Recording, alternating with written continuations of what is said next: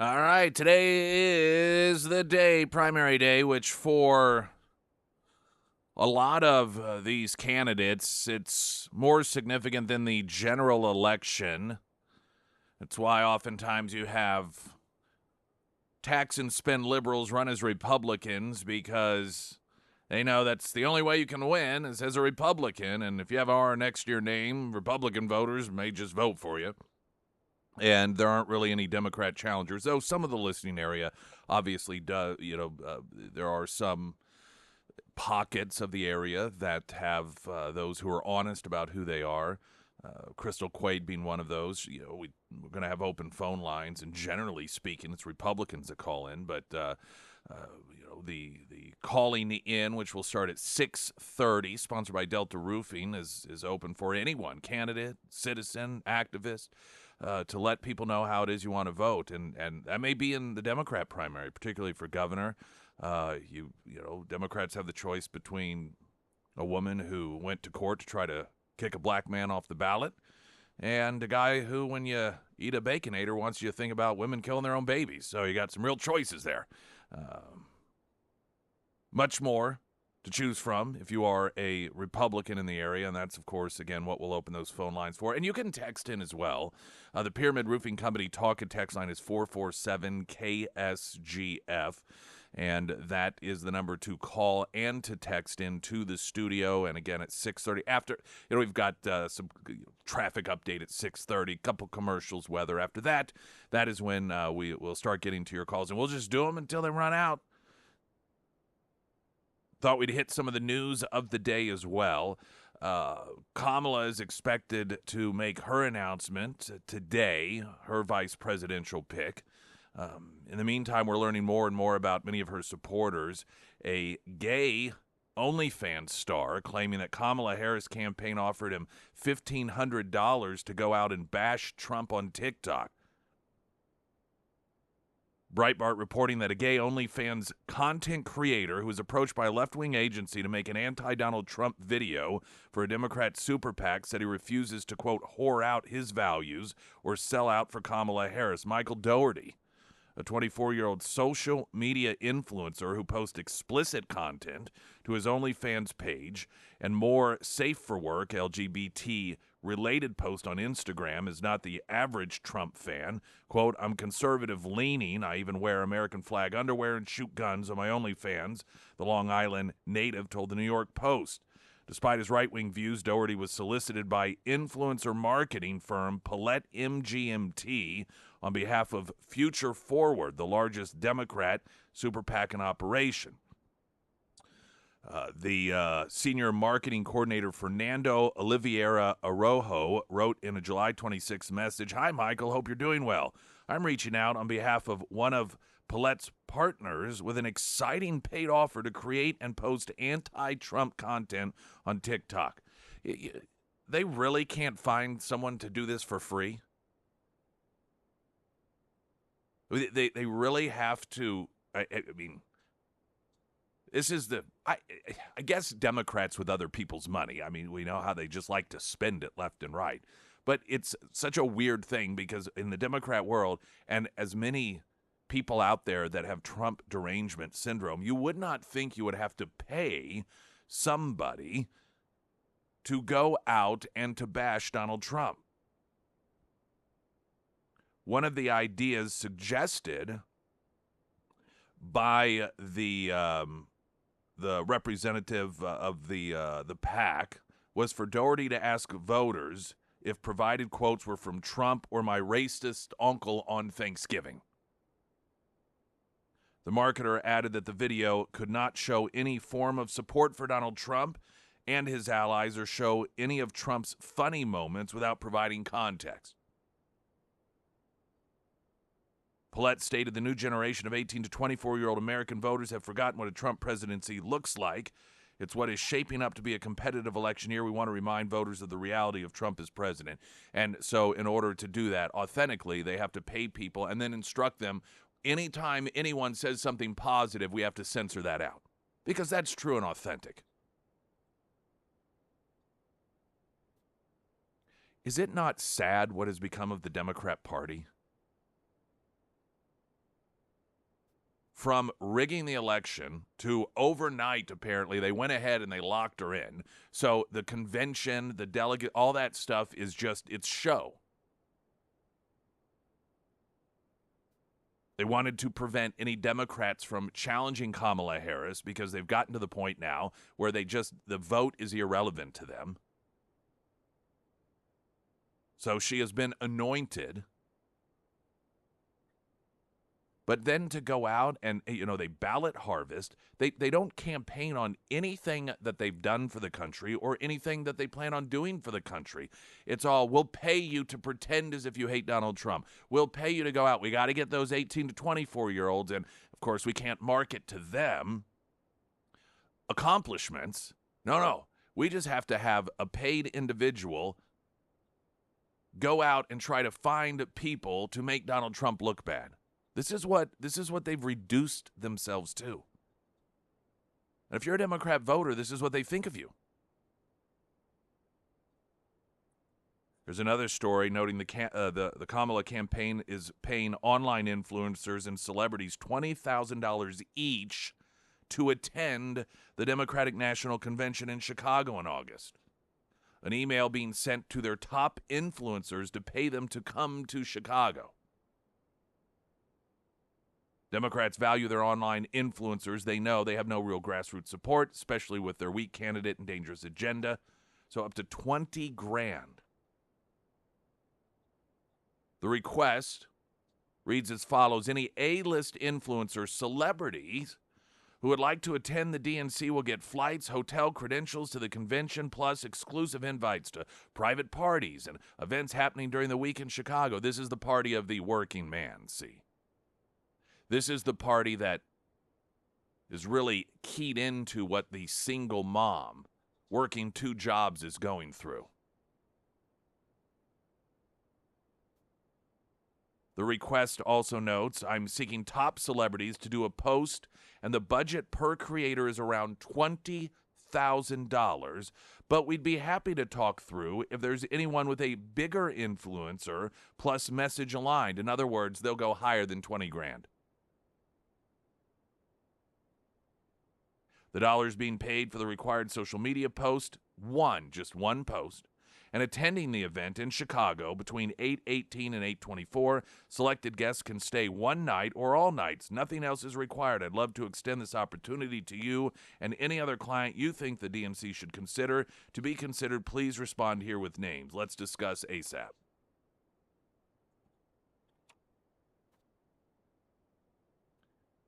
This is, again, a stark difference between the two political parties.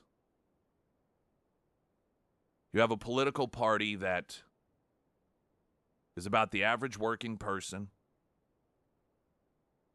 a political party that has a vice presidential candidate that went through a very tough upbringing, put himself through school, served his country. But to the Democrat Party, that is weird. That is weird. Meanwhile, they're focusing on celebrities. They're focusing on influencers. They are looking to drop $20,000 plus per influencer to pretend as if they just wanted to come to the DNC, not as if they were being paid.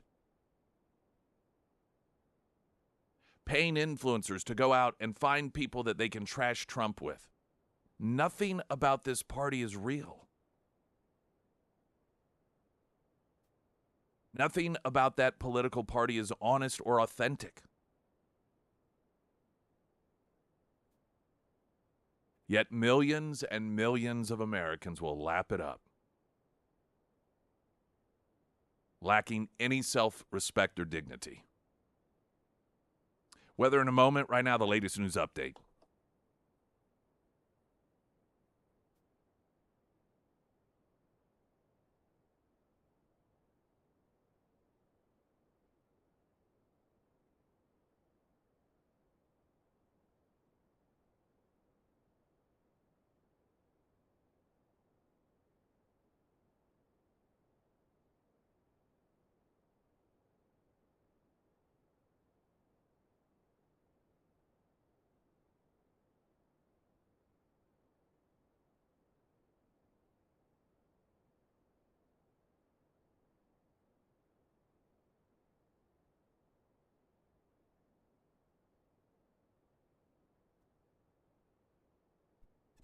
And the first alert forecast from Color 10 Fox 49 meteorologist Tom Schmidt, sponsored by Wolfpack Cleaners, your residential and commercial cleaning professionals. It's going to be a hot one today. It's going to be sunny with a high near 97. That heat index value is going to reach close to 105. Tonight, mostly clear with a low around 64. On Wednesday, sunny with a high near 89. And Thursday, sunny with a high near 92. Last chance this week to register to win tickets to see Barry Manilow at the Great Southern Bank Arena Saturday, August 24th. Go to ksgf.com for your chance to win that. This is the last week, once again, to get registered for that. Coming up at 6:30, we're going to start taking your calls, reading your text messages. We've got the whole morning roped off for you to call in and just give your thoughts on the race as you make your way to the polls. That's sponsored by Delta Roofing.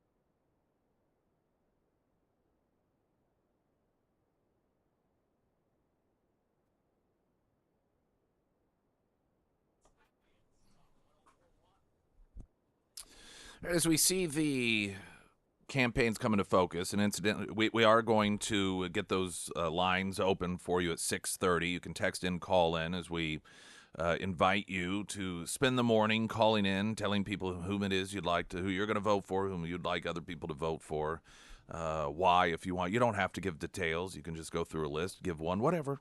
It's your time. The presidential campaign's shaping up with the Trump-Vance campaign noting, the economy, and the Harris whomever campaign is paying TikTok influencers to go out and make fun of Donald Trump. There's a shifting in the polls. These younger voters that were hemorrhaging away from Biden are finding an appeal in Kamala, which is not a good sign for the country, let's be honest. When the segment of the population that one of the political parties is looking to influence is doing it based off of funny TikTok videos, not the economy, not education, not crime, not drugs, not border, not peace in the Middle East, but funny TikTok videos, it's shameful. That is a party that should be embarrassed. And anyone who considers voting for that political party should ask yourself, what does that tell you? When that is their focus, that a candidate, when generally somebody, of course, usually people get elected. Kamala has been anointed. Usually they're out there doing as many press conferences as they possibly can, sitting down and doing as many interviews as they possibly can. We're over 2 weeks into this thing. She has refused to answer a single question. What does this tell you? She is a manufactured product. And she knows it. And you've got to wonder, genuinely speaking, what are they telling her? Is she okay with it? What are they saying? Listen, you can't open your mouth. You're not an appealing person. There must be, this is clearly a strategic decision that is being made to not do any interviews, to not answer any questions of the press. And kudos to the press for not in any way, shape, or form making an issue of that. Good little lapdogs that they are. We wondered what those conversations were like with Joe Biden, as they would keep him hidden. They would try as best as possible to not have him in front of the cameras. Did he even realize that's what was going on? Did they tell him, look, it's because you're a little senile and people see that. But Kamala is not dealing with the cognitive issues that Joe Biden is. Obviously, she is being told that for some reason, we do not want you talking. Unless it's absolutely scripted. We do not want you answering questions, even with the press, whose goal it is to get you elected president. We still do not want you talking to them. Does she not ask why? I can't imagine what. I'm sure they're not telling her, well, because you are an idiot and you say stupid things. And the more you talk, the more people, some on the left who are programmed to be obedient, will discard the characterization of her being an idiot. Or they'll say, well, Trump is. But they've got to tell her something. Her advisors, these discussions have to be taking place. And I'm trying to think in what sort of gaslighting that they must be doing with her regarding their efforts to prevent people from hearing from her.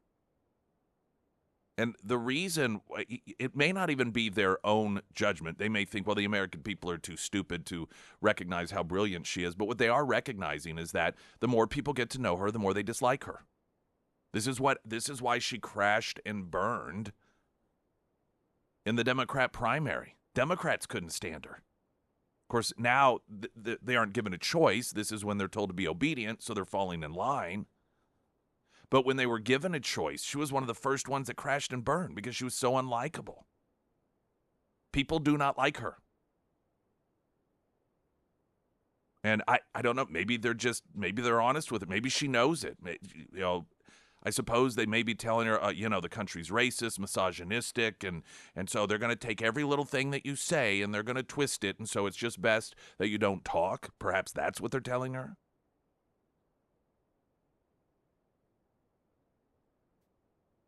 Meanwhile, the day before the massive market crash yesterday, Joe Biden boasted, quote, "I cured the economy." Oh, and then how perfect is this? Then after that, Biden's senior economic advisor resigned. Now, not to retire, but to go be an advisor for the Kamala Harris campaign. Because, boy, if you love what's been happening with this economy, then you're going to love Kamala Harris. As she has declared on numerous occasions, Bidenomics is working. Oh, yes, it is. It is working against Americans, but it's working nonetheless.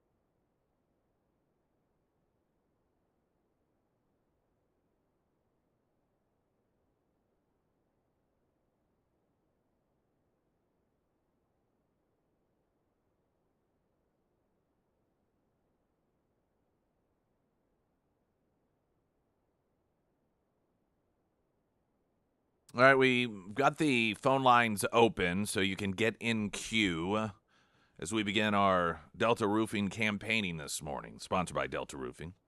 Of course, we do have sample ballots up at KSGF.com, sponsored by Brad Pistol and Safe Money Radio. And a reminder, at this time, for all of your car care needs, A1 Custom Car Care. You want to be informed, you want to be educated about everything.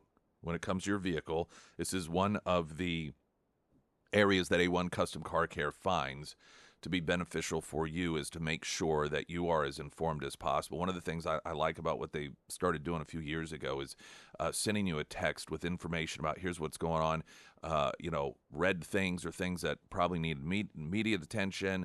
Then you have yellow things, I think they're marked yellow, that, they're going to be problematic at some point, but it's not an emergency. And then, hey, we check this other stuff and you're good to go on that. So that way you are fully informed so you can make the best decisions possible when it comes to maintenance of your vehicle with A1 Custom Car Care. I thought I'd share this before we get a traffic update.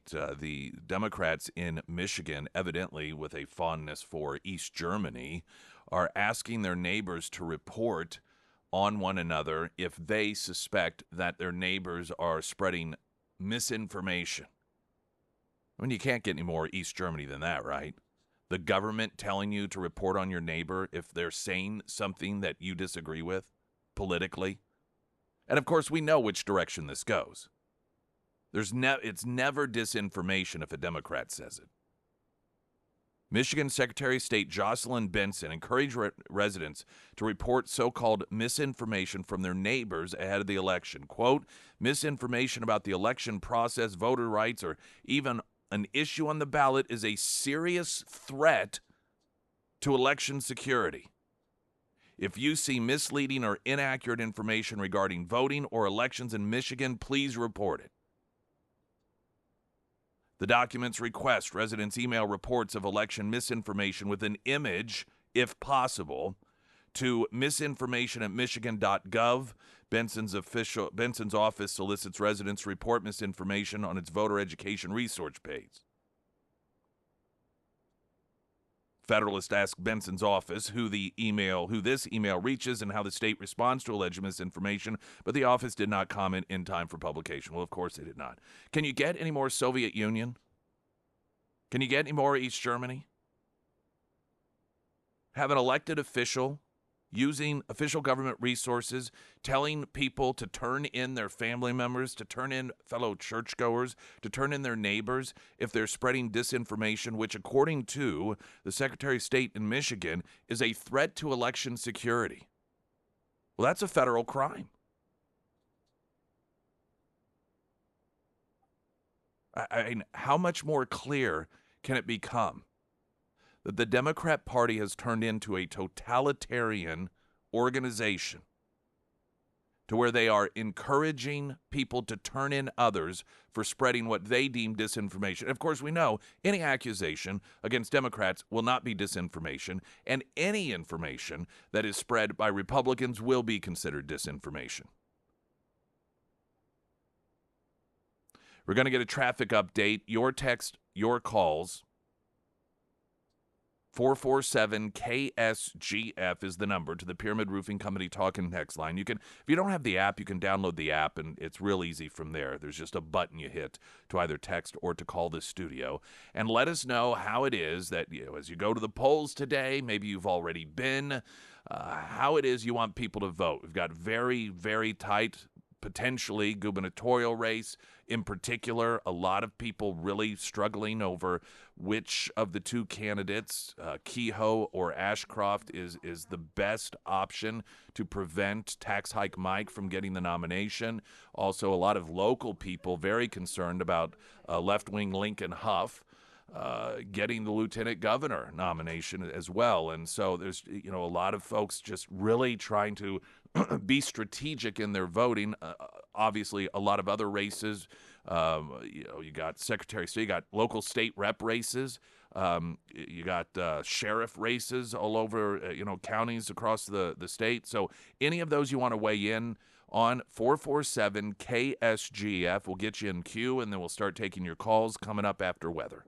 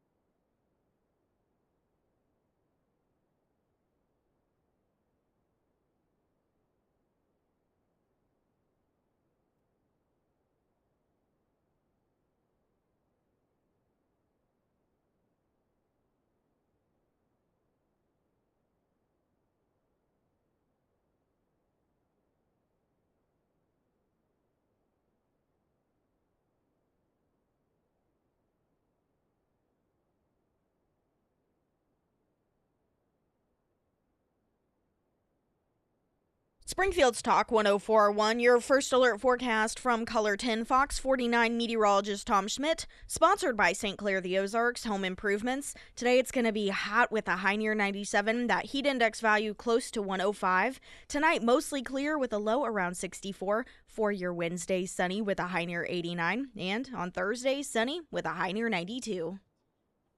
All right, we got the phone lines open, 447-KSGF, and it is your opportunity to let people know how it is that you're voting, how you'd like other people to vote. You can go into detail if you'd like. You don't have to. If you think that it doesn't matter. The following text came in. I'm holding off going to the polls because I still have some doubts about which candidate would be best for a couple of the races. Thanks for doing this. So this isn't simply about a pep rally. This is for a lot of people an opportunity to hear from real people, to hear from you, as opposed to the campaign ads, because those campaign ads, I don't know about you, but of course, I follow this stuff. But I think most people walk away even less informed after seeing all these ads than they were before. We had somebody stop by the station yesterday. I don't think that you were around. I think you had left for a meeting or something. But they were just very confused by all of the ads. Sure. And they were, I think, on their way to the grocery store or something, and they were like, who do we vote for? Like, how do we find out who to vote for? Because all of the ads, like you were saying, just very misleading, one person saying another. So, there's quite a few people out there that are just, I don't know. Yeah, every ad is a candidate who's endorsed by Trump, and let's be honest, he didn't really help clear any of that confusion up by endorsing everyone. But every ad, somebody is supported by Trump, and their opponent loves China and illegal. I mean, they all say the same thing, and so it's just not helpful. It doesn't mean that some aren't telling the truth, but how do you know? So that's hopefully what this does help out. All right, so let's first go to we got Dewey. Dewey, welcome to the show, sir. Your thoughts today? Hey, so I appreciate you doing this as well. Yeah, absolutely. For governor, I like Igo and I like Ashcroft, and so I haven't decided yet, but I want to see what my fellow listeners have to say about that, and if it's something that I missed. And so I'm happy with both of them.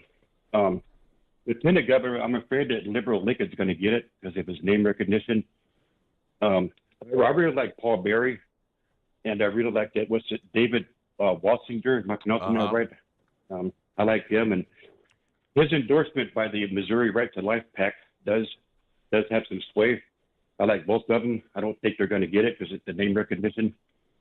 I'm leaning more toward Paul Berry, and with him, unfortunately, he's from St. Louis, and these are the voters that put in Kim Gardner and Corey Bush. I don't think they're going to vote for a black conservative, unfortunately, because that's St. Louis, and so that's that. And as far as the treasurer, I was looking at Lori Rook and Vivek Malik. I like what Lori Rook had to say, but I don't know how she got my phone number, but she's been spamming the crap out of me with text messages. Yeah, they all. Yeah, I'm not sure. That turns me off. I don't know how.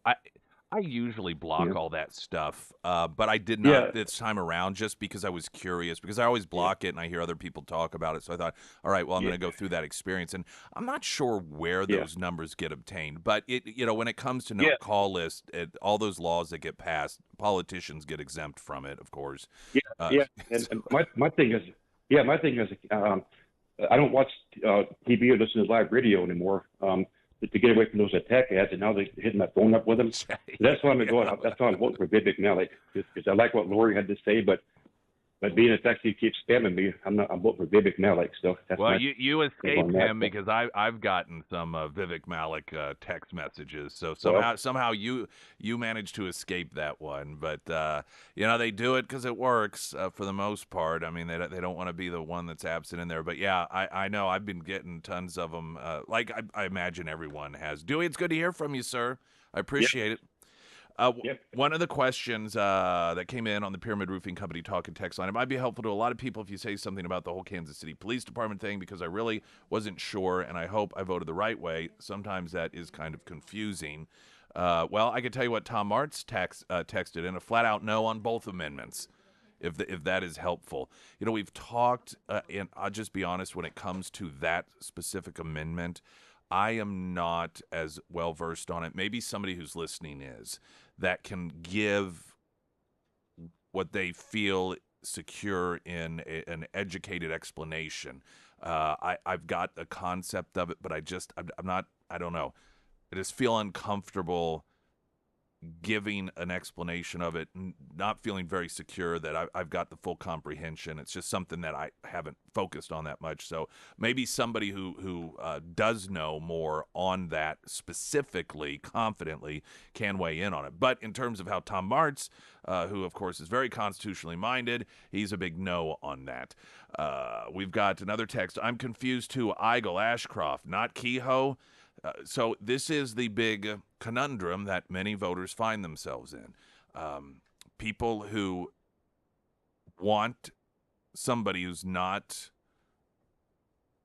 what they consider a rhino or a tax and spender. They want somebody that's what they feel is true to what the Republican Party claims it's about: smaller government, lower taxes. You got Eigel and Ashcroft, and this is most people with those two feel that, you know, they either one of those would be a good person in that. Now, some are going to feel differently.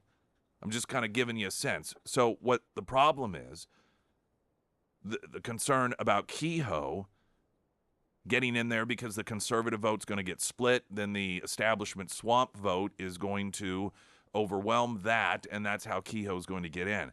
I don't know what to tell you. I wish I had some insight. There are polls out there that show that Ashcroft and Kehoe are neck and neck, and Eigel is behind. Then there are polls that show the opposite, that it's Kehoe and Eigel with Ashcroft behind. So for those that are looking to cast their vote in a manner that is going to increase the likelihood that Mike Kehoe does not get the nomination, I don't think that there's a real clean answer for you. And I know it's a gamble. As I mentioned yesterday, I suppose you could just do the old-fashioned thing and vote for whichever one that you just really would like to see in there, prefer to see in there, which some would argue that you should do anyhow. But I understand. Listen, there are some people that it is all about, I don't care if, you say it's wasting my vote or voting for this person's going to elect that person. At least I know that I'm voting for the person that I really, truly, genuinely believe is going to be the best. And the problem we have in this country is people compromising. But then you have others that look at it strategically and say, well, yeah, if I vote for my ideal person and that is going to help the worst case scenario, should I perhaps vote for the less than ideal person because they're better than the worst case scenario person and they have a better chance of preventing the worst case scenario person from getting elected? So you've got two different approaches there. Going to get another break, and then we've got George lined up, Christian and Gretchen in Clever. Hold on just a couple minutes. We'll get to all of you as we take your calls. Sponsored by Delta Roofing. This morning, I'm Nick Reed.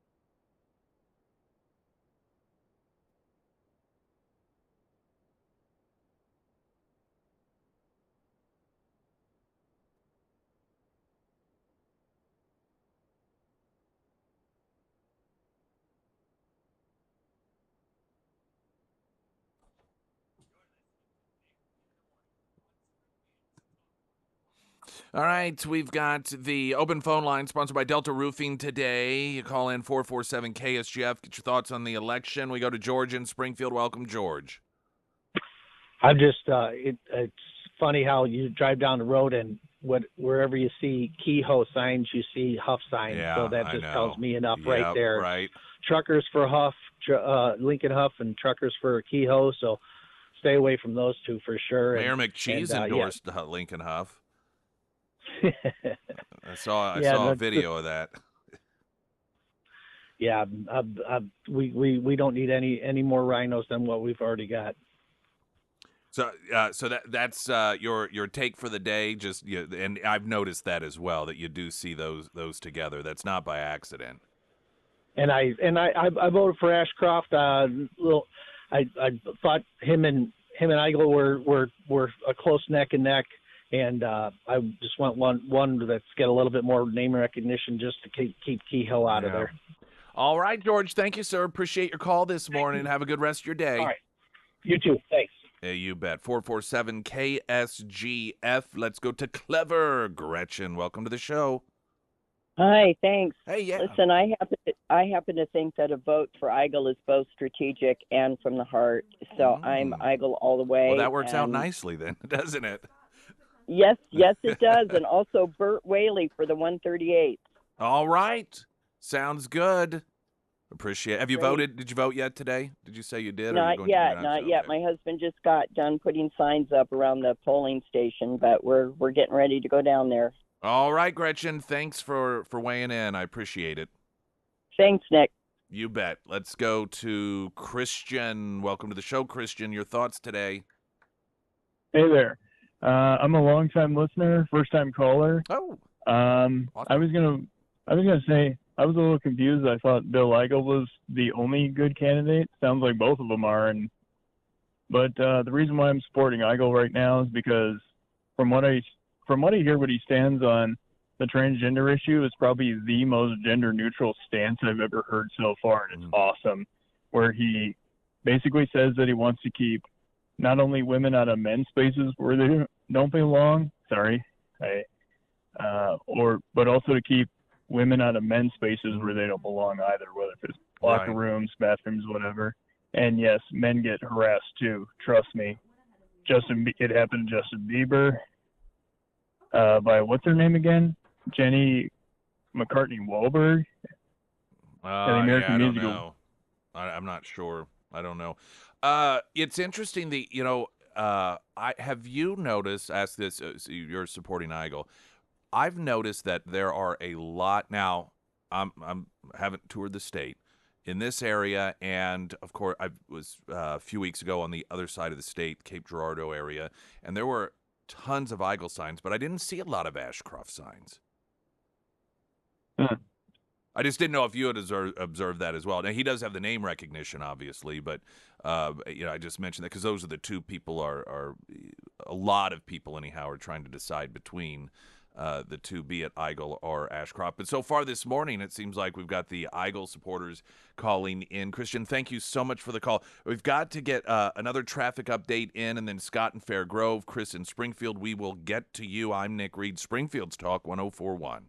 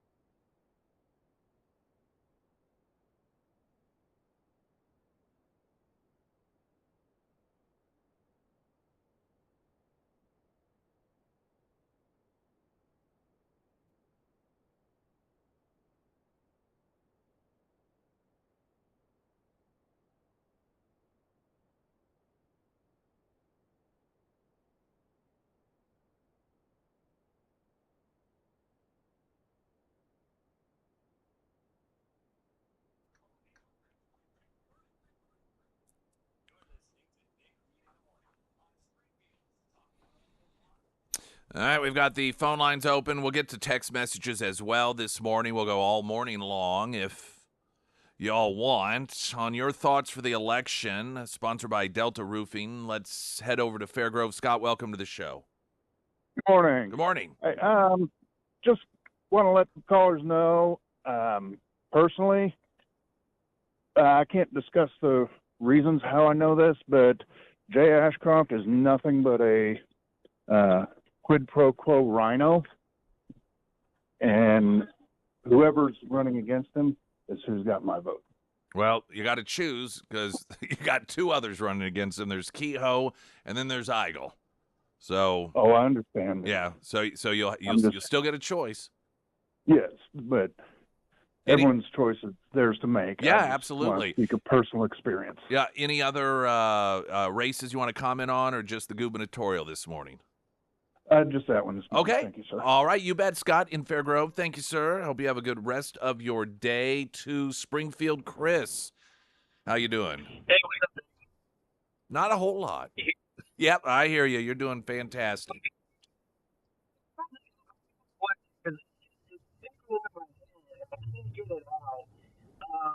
Ashcroft, is he the guy that his dad died, or his dad lost to a dead guy for governor? Because for some reason that's sticking out in my head and I can't get it out. And Well, so every time I know this isn't the same guy, but I keep hearing that. Now, his father, John Ashcroft, he was, well, when I was a kid, he was governor, and then he was running for U.S. Senate, and then there were some.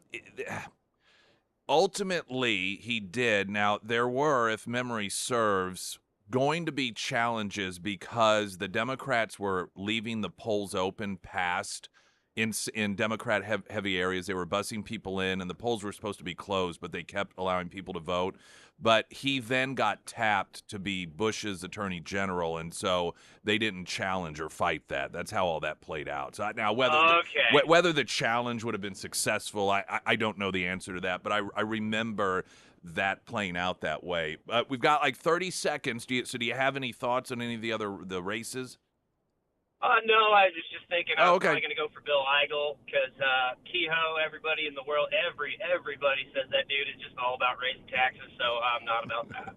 Yeah, as many others aren't as well. Chris, thank you, sir. Appreciate your call. Thank you, sir. Hey, you bet. We'll continue this on into the next hour. We'll as soon as we get into the next hour, I'll hit some of your text messages. I know that is just a much more convenient way for a lot of you. Maybe you can't wait on hold until it is your turn, but those that can call in 447-KSGF or text in. All of your calls, texts coming up. I'm Nick Reed.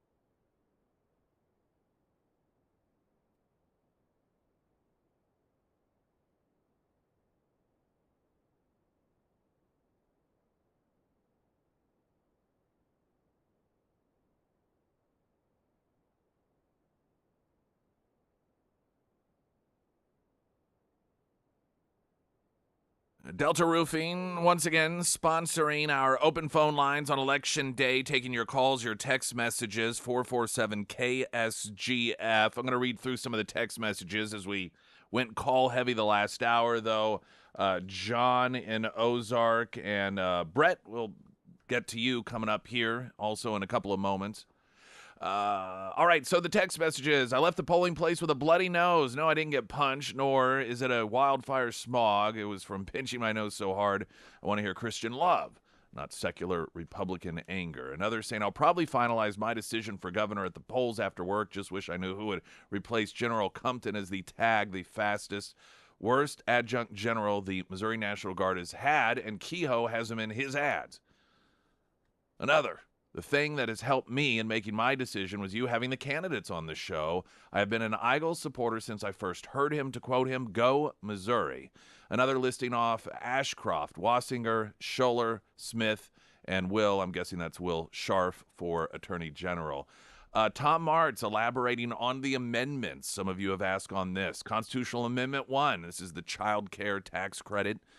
He notes that when child care is child care is a noble function, one that should be a parental function, not a government one. Why should places of business receive a tax credit, yet a family that determines either the mother or father is going to remain home to raise their children are not eligible for the same child care? After all, is child care regardless of location? And on Constitutional Amendment 4, the requirement of policing of a certain political subdivision within the state is a function of that political subdivision and not the entirety of the state or the voters of the state to determine. I'm voting for Jay Ashcroft because I heard there was an Ashcroft event and Bishop Davidson was there supporting Ashcroft. Also, there was an event last night for Ashcroft. Burleson was there. If Bishop and Eric support him, that is good enough for me. And I will say that when Congressman Burleson was on yesterday, he talked about how he liked both Eigel and Ashcroft. And he was really torn, and it was difficult because he knows both of those individuals and thinks that either of those two would do a fantastic job. Someone asking my thoughts on Proposition 1 for Rogersville firefighters. I'm sorry, I don't have any insight on that. I don't have information on that. It's not something that's been in my focus, if you will. For me, it's a toss-up between Ashcroft and Eigel, but the ad with the flamethrower was a complete turnoff. Reminded me of Greiton, so I went with Ashcroft. Another saying, I felt Ashcroft was better prepared during the PBS governor's debate that Kehoe didn't even bother to show up for. Another noting, my problem with Ashcroft is he's in the family business, and that business seems to be politics. One saying, I will be voting for the candidate that the flyers and ads are telling me are the bad, horrible people. I guess that's the right way to go. How can we look up past voting records of incumbents? I mean, I don't know what to tell you on that. I think that they have a very non-intuitive way to look up some of that stuff on the government's legislature site, but I could be wrong on that. I don't know that that is necessarily going to be helpful at the it wouldn't be for me, I would say, because some of that stuff is so lengthy and so wordy. It's very difficult at times to figure out. But I don't know that there is like a place that has a simple version that, because everybody is obviously going to want to get something different from that, looking for those who vote the most this or the most that. And so outside of finding certain organizations with endorsements that focus on those particular votes that they support, I'm not really sure how to direct someone. And then asking, is there a Missouri Republican Assembly endorsement list? And we talked about that. Do we still, yes. We've got it up, ksgf.com. Over in the right-hand side, there's like a little drop-down menu. Click on elections. And then once you do that, you're going to see all kinds of podcasts and election information, sample ballots. Scroll down just a little bit. You'll see election news, and I think it's like the third article. You'll see their logo, and it says Missouri Republican Assembly releases endorsements. And then maybe I'll just put that back up on our social media again. Yeah, and then twice, I believe, Congressman Burleson has, do you remember he said, these endorsements from this organization is a good place to go. Do you remember what it was? Oh, gosh. So I thought we posted it. Okay. the top of my head. All right, let's go to John in Ozark. John, welcome to the show. Good morning, sir. Good morning. Your thoughts today? Well, I just wanted to ask my fellow Missourians to not support Kehoe or Huff. They are not the right people for Missouri. I would plead for either Bill Eigel or John Ashcroft. I'm voting for Bill Eigel. I'm going to vote for Wassinger for lieutenant governor.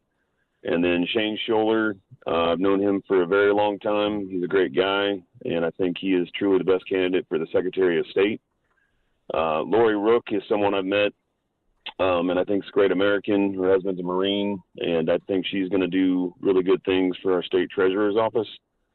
I'm also voting for Will Scharf for Attorney General. Eric Burleson, of course, for District 7. Mike Moon, he's my state senator, and I want him in there for another 4 years. And then Jamie Ray Gregg, I'm doing him for District 140.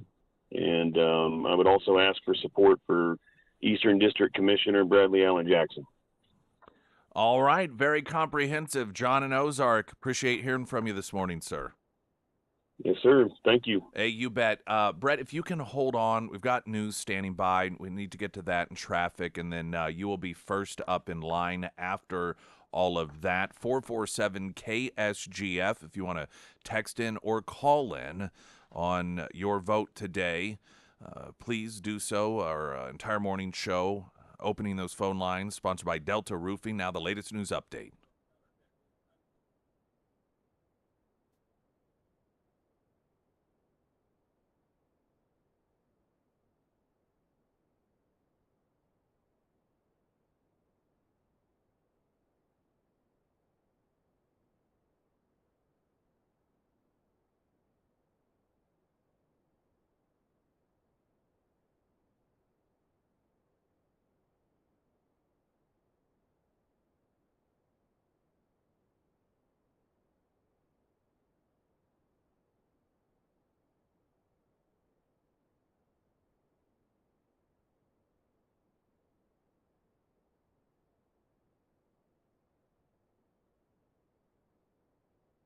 The first alert forecast from Color 10 Fox 49 meteorologist Tom Schmidt, sponsored by St. Clair the Ozarks Home Improvements. Today it's going to be sunny and hot with a high near 97. Those heat index values reaching up to 105. Tonight mostly clear with a low around 64. For your Wednesday, sunny with a high near 89. And on Thursday, sunny with a high near 92.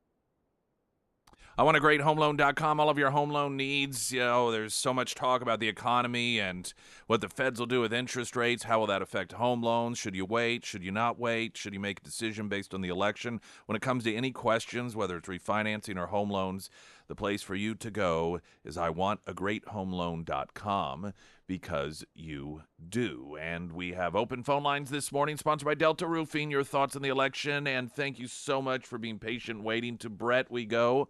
Welcome to the show. Good to hear from you, sir. Hey, thanks a lot, Nick. Yeah. Appreciate everything that you and Sarah do, for sure. Thank you. To answer the MRA endorsement on the statewide candidates, MRA endorsed Jay Ashcroft for governor, Shane Scholler for Secretary of State, and Will Scharf for Attorney General. Those are the statewide offices the MRA endorsed. As far as myself personally, I've worked with many of these elected officials for over 10 years up at the Capitol, and think I know each of them very, very well. And there has been a lot of discussion between Bill Eigel and Jay Ashcroft, and I think I agree with Eigel on 90% of his policies, but in just watching the dysfunction that he has been the cause of in the Missouri Senate, I agree with about 10% of his tactics. So I don't think, even though he has good policies, I don't think he has the relationships in the Missouri legislature to actually bring them to fruition. And I've seen Jay Ashcroft. He has worked on election integrity, pro-life legislation, defending, getting some of the inappropriate materials out of the libraries.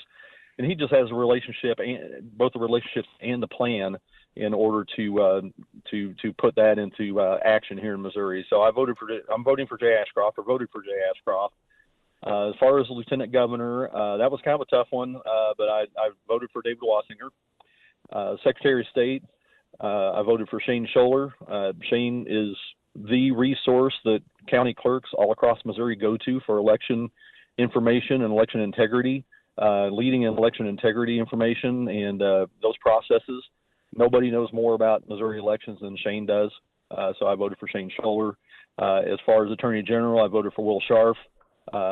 Specifically, I looked at if I was being sued by somebody, who would I not want representing the other side? And I came up with Will Scharf. I think he is extremely intelligent, bright, and a very, very is going to make us a great Attorney General. And then for Treasurer, I voted for Cody Smith. Cody Smith's a state representative terming out from Carthage, Missouri. He's been the House Budget Chair for the last 6 years. That's not by accident. It's because he has very even temperament. He's very, very sharp. He knows everything about the Missouri budget, and actually stood up to Lincoln Huff and cut $1.2 billion out of the state budget here this year. So I just think that he has the fortitude and the knowledge to be an excellent state treasurer. Comprehensive, as expected. Brett, hey, thanks. Appreciate it. Yeah, absolutely. It's good to hear from you this morning. Appreciate your call. Have a great day. All right, you do the same. And I'll note, as he listed off some of those MRA endorsements, you may have noticed some were missing. And that is because if no one in the vote got the required number, I forgot, was it 50% or was it 60%? It was a 2/3 majority vote. Yeah, if no one got 2/3 majority vote, then an endorsement went to no one.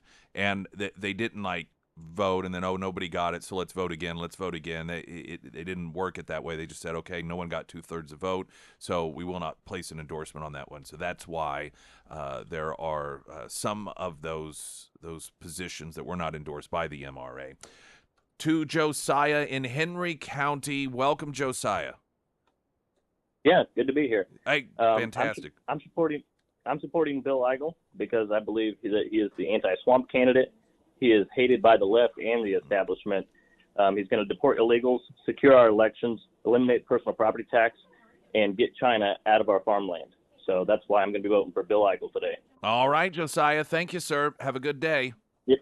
Thanks so much. All right, you bet. Before we get to a quick break, let's get Alan from Republican. Alan, welcome to the show. Hey, how are you guys this morning? Fantastic. How are you doing? Good. Hey, appreciate you guys. Yeah. Honestly, Nick, I'll keep it clean, but I am so mad and aggravated. I voted Republic, mm-hmm. I go to the senior center. My wife went at 6 o'clock. She has to be to work early. I get there a little after 7, and I'm the 12th voter. Yeah. I am so mad. I just want to drive around the neighborhood honking my horn and yelling at people. This is important. I don't understand it, Nick. Wow. What is going on? Well, I think that increasingly people feel that it doesn't matter. I think that that's just the way they feel. And to some degree, not to get too far off the beaten path here, I can understand because they hear, particularly on a national level, Republicans that do get in there, and the biggest battle is the Republican establishment, and things that they see Speaker Johnson say, okay, this is what we'll do, and then he doesn't do it, and so I think that a lot of Republican voters in particular are like, what's the point? I mean, they're just going to raise taxes anyway, or they're going to do this. When you look at somebody like Mike Kehoe and Lincoln Huff, and so while many are going to argue that's more the reason why you should get out there and vote for Republicans that aren't like that, I think some do just throw up their hands and they're like, what's the point? Unfortunately. Now, I don't know that that's the reason fully, but I think that some people do suffer from those feelings. I know. It's just very aggravating. I don't know what to do about it. Yeah. Well, drive around neighborhoods. Very disappointing. I think that was a great idea. Go screaming at people down. Let's see how long that before you get a police car behind you. Alan, it's good to hear from. Did you have any? Did you have any races in particular you wanted to mention? Okay, cool. I'm conservative, so a lot of great people out there. You guys have a great day. All right, good to hear from you, Alan. Appreciate the call this morning. All right. Bye-bye. Bye. We'll get more of your calls. Delta Roofing sponsoring our open phone lines, also text messages. The number is the same, 447-KSGF. That's 447-KSGF. I think you got to do the 417 at the beginning of it. More of you coming up. I'm Nick Reed.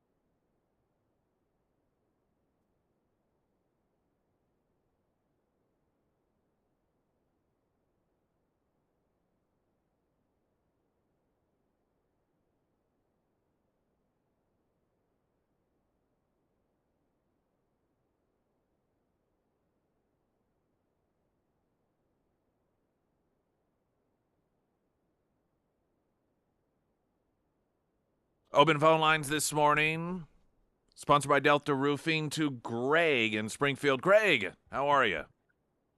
Good morning to you. And good morning to you. Yeah, absolutely. So what are you thinking today? Well, my major deal is the governor. A lot of people are like, well, obviously it's between two people, Bill Eigel and Ashcroft. I look farther deep into the Ashcroft family than most people do. And John Ashcroft, back in the day, he was pretty much a globalist. The guy, voted for most favored nation for China and was a sponsor on that, which is basically why everything we have is now made in China. So, and Ashcroft Jr. does not have any kind of voting record, so people are just voting on a whim. He doesn't have a voting record, period. And so between those two, I am not voting for any kind of family that had most favored nation for China. You guys are crazy for voting for that guy. You got to vote for Eigel. There is nobody else. He's got the best record of the bunch. Vote for Eigel. That's what I can tell you on that one. Obviously, an easy choice is Wassinger for lieutenant governor. Obviously, we do not want Huff. That's just crazy to do that. And then I was looking at Scharf and then Rook. And after that, I'm not really a big fan of Secretary of State, a local guy here. I talked to him one time. He said he's against paper ballots, so I'm not for that whatsoever. Shane Schuler. But other than that, that's all I have for you. All right. No, that's a lot. Greg, appreciate it. Good to hear from you this morning. You bet. Thank you. All right. We're going to get to Tom and Reed Spring in just a couple of minutes and your text messages, too. Right now, the latest traffic.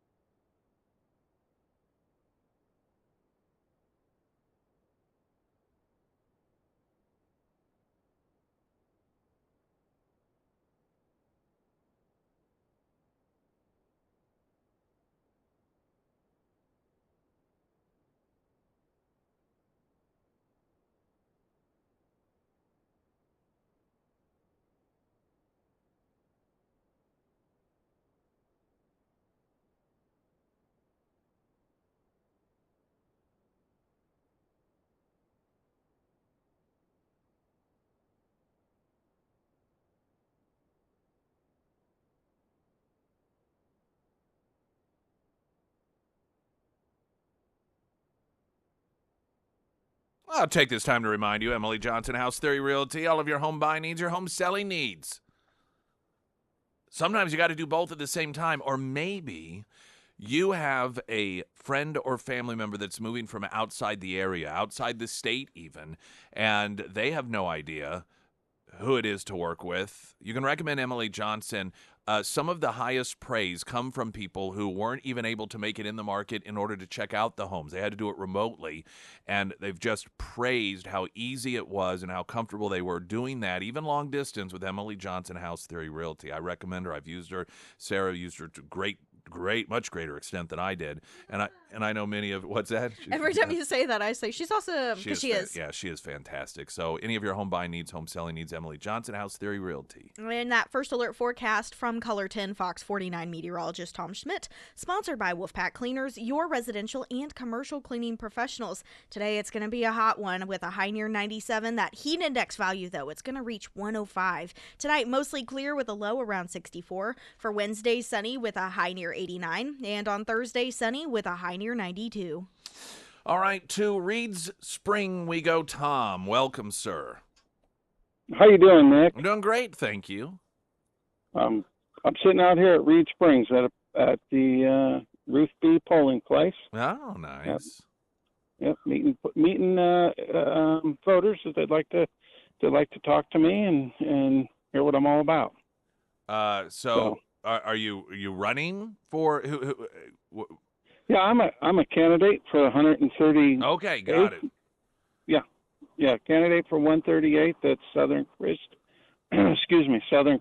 and Stone counties. Now, don't be too close to that polling place. You know, you can't campaign within, 30 feet or 30 yards? I forget what it is. Don't get yourself in trouble down there, Tom. It's 25 feet, and they have a sign here. Okay, so you know. All right, so now what polling place is that again? So people who are listening, they get an opportunity to meet you if they want as they go in, make their decision. I'm at Ruth B in Branson West. All right. And my wife's at Ruth A over in Reed Spring. Okay. Yeah. All right, Tom. Well, good luck to you, sir, and good to hear from you. Appreciate you calling in this morning. All righty. You have a great day. All right, you do the same. I want to get to some of the text messages, and then Matt will get to you in Nixa. I like what Eigel says, but I think his tactics seem a little slimy. I also look at polling. Ashcroft and Keogh are basically tied. Eigel a distant third. So, as usual, the conservatives are going to split the vote, and Keogh will get the win. So I'm voting for Ashcroft because a vote for Eigel is a vote for Keogh, and we can't afford another rhino. Now, I will say that there are other polls that show Keogh is the one, or Eigel is the one tied with Keogh, and Ashcroft is the distant third. So, and I'm not saying which one's right. I have no idea. I just don't know. Another text, changing my mind because of your show, changing from Bailey to Scharf. The guy talking about hiring the best attorney swayed me. That was a caller earlier, Brett, noting that he chose Scharf because if he ever was being sued, he would not want Scharf to be the attorney for the person suing him. And I guess that changed at least someone's mind. Most excited about voting for Valentina Gomez for Secretary of State today. Now, that's the first Valentina Gomez. If you don't know, and you may not know who Valentina Gomez is for Secretary of State, and I communicated with her. She about coming on the show, and she never got back to you, did she? Well, she said, yeah, that sounded good. And I asked, if you're going to be in the area, or do you know if you'll be in the area? And I didn't hear anything, but I know it's very, very busy, and she doesn't live in this particular area. But if you want to observe some campaign videos that are certainly outside what people would consider to be the norm, then you need to get on Facebook and look up Valentina Gomez.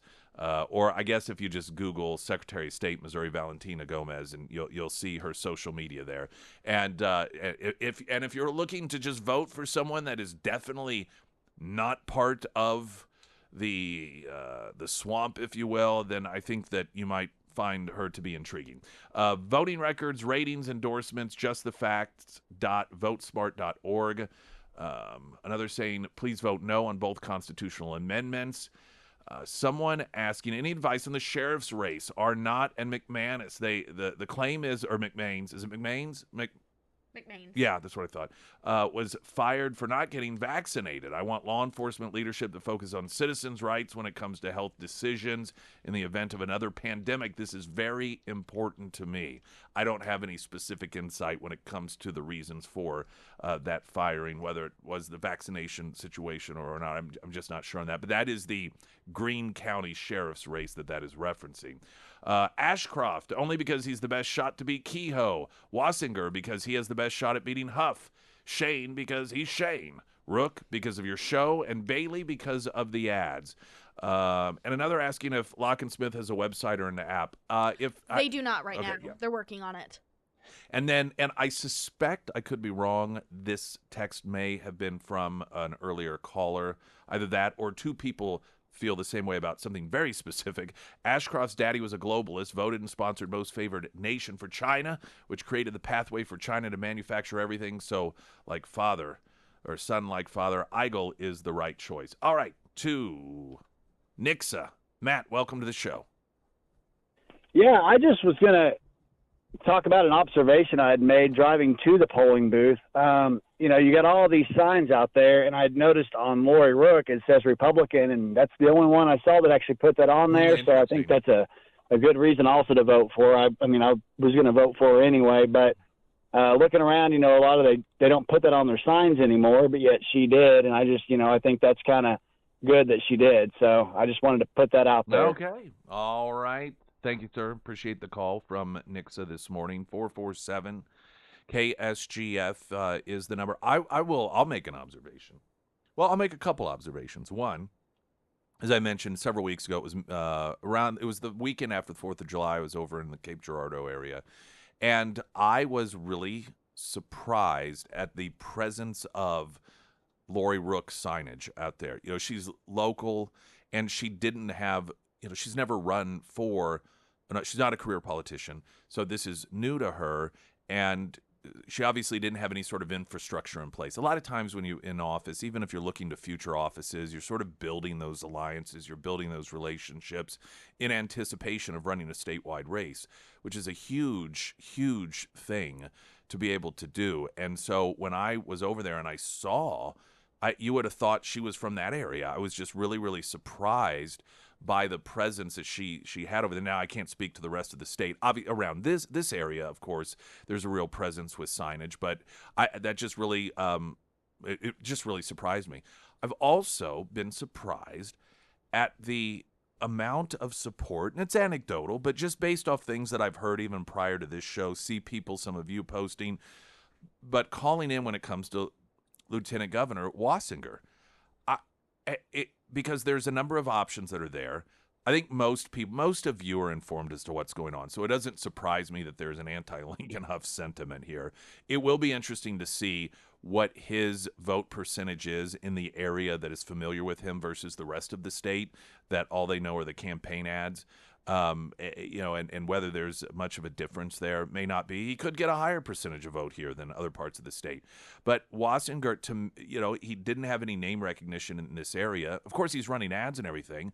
And he is considered by people who are looking to vote for someone that is conservative to be the most conservative, or that he's the one that conservatives are supporting. I find overwhelmingly, again, just in what I hear you saying and see posting, and just given that he's not from this area of the state and he doesn't necessarily have the name recognition, I've just really been surprised at the overwhelming support that he appears to have. And hey, it gives hope, I'd say, certainly for those that do not want to see left-wing Lincoln Huff as lieutenant governor, which of course would be the stepping stone to the governorship. 447 KSGF, more of your calls, text messages ahead as we have the open phone lines this morning, sponsored by Delta Roofing. I'm Nick Reed.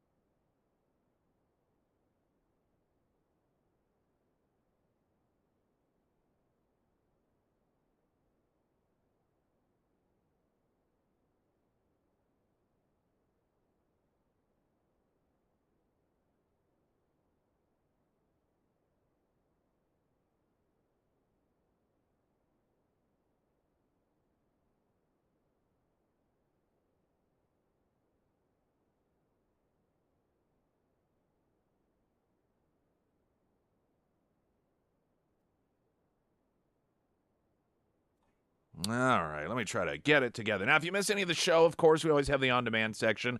Also, KSGF.com, last chance to get registered to win tickets to see Barry Manilow at the Great Southern Bank Arena, Saturday, August 24th. They say last chance. This week is the last chance for you to get registered on that. All right, we have Shane Scholler, a candidate himself. How do you do, sir? Hey, good morning, Nick. Doing great. How are you? I am doing just fine. You know, somebody had called up earlier and they had said they were going to support you, and they mentioned that they've known you a really long time. And I thought, I've known him a really long time as well.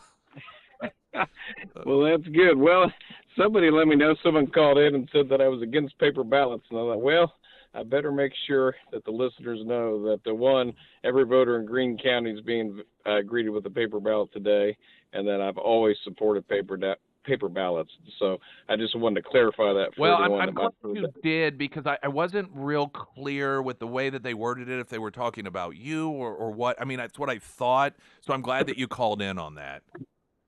Yeah, I mean, it's just important, matter of fact, even when we got the accessible voting equipment, the previous generation, you didn't even get to hold your ballot when we purchased the accessible voting equipment, which is required by HAVA. It's a federal law. We have to have it, and it helps voters who can't vote a regular ballot.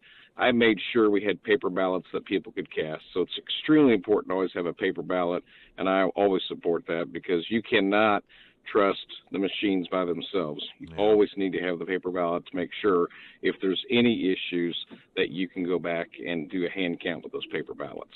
Now, aren't you wanting to give endorsements for every one of the races in the area? You're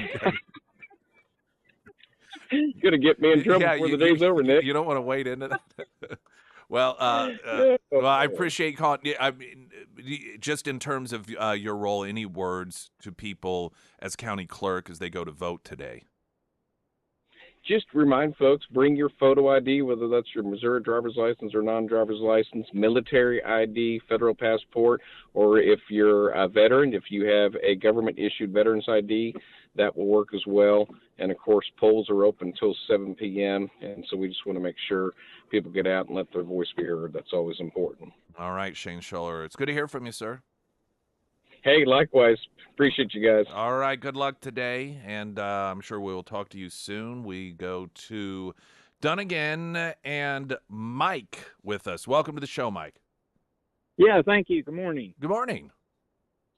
Hey, I'm calling in there. Well, my opinion, I believe the governor is one of the most important jobs out there right now that we're voting on today. Not taken away from any of the rest. They're all equally or pretty important, very important.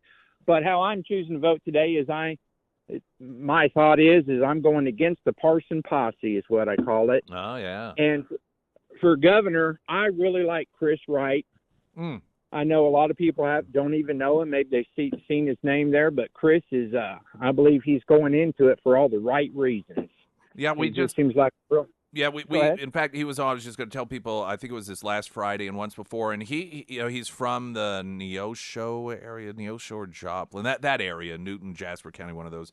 And he even participated in the debate that Kehoe didn't show up for over on the other side of the state. He didn't quite get quite the attention because he wasn't Eigel or Ashcroft. He didn't have the name recognition because he's not, he's not a career he's not currently a politician, but he is a name that is out there, and he's been campaigning.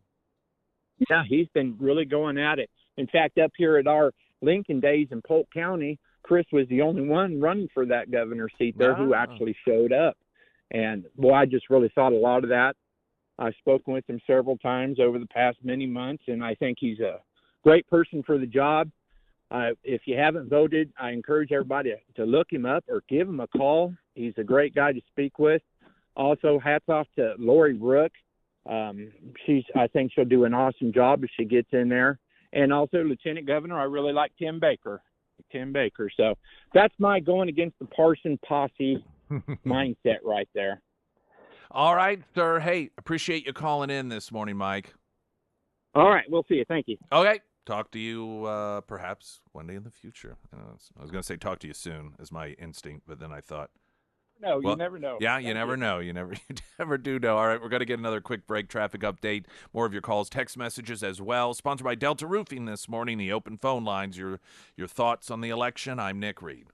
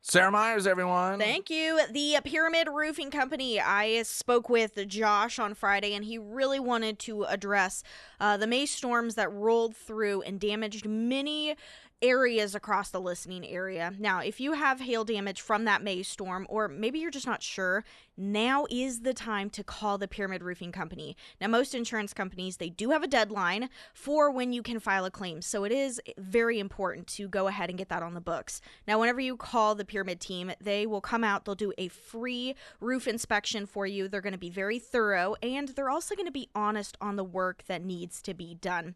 And if you need help working through that insurance process, the Pyramid Roofing Company, they are going to help you out every step of the way. So if it is time to have the Pyramid Roofing Company out at your home, go ahead and give Josh and his team a call today. Now, you can find all of that contact information for the Pyramid Roofing Company under the Sarah's Endorsements tab at ksgf.com. Some more text messages coming in. Valentina Gomez, Facebook advertisements are great. Yes, somebody had mentioned earlier that is the Secretary of State candidate they are supporting, and there is a good chance that you may not be familiar with her.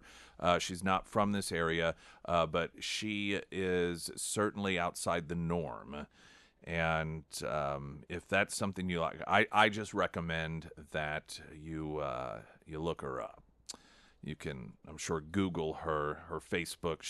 She posts a lot of videos on social media, and she has been in the Springfield area. In fact, she shot a video with an individual who is part of one of those organizations that catch predators, child predators. They pretend to be online children, and then they arrange a meetup and then call police. And in the background, police are literally arresting the guy who showed up while she's shooting this video. So that's Valentina Gomez. Nick asks Shane Scholler if he endorses the AG. Sorry, I didn't get the text. Well, I did ask him if there was anyone he wanted to endorse, and kind of jokingly, but he did not. So sorry I did not see your text until after the call was over. Burleson endorsed Wassinger about a month ago. That's why his support took off here. That is true.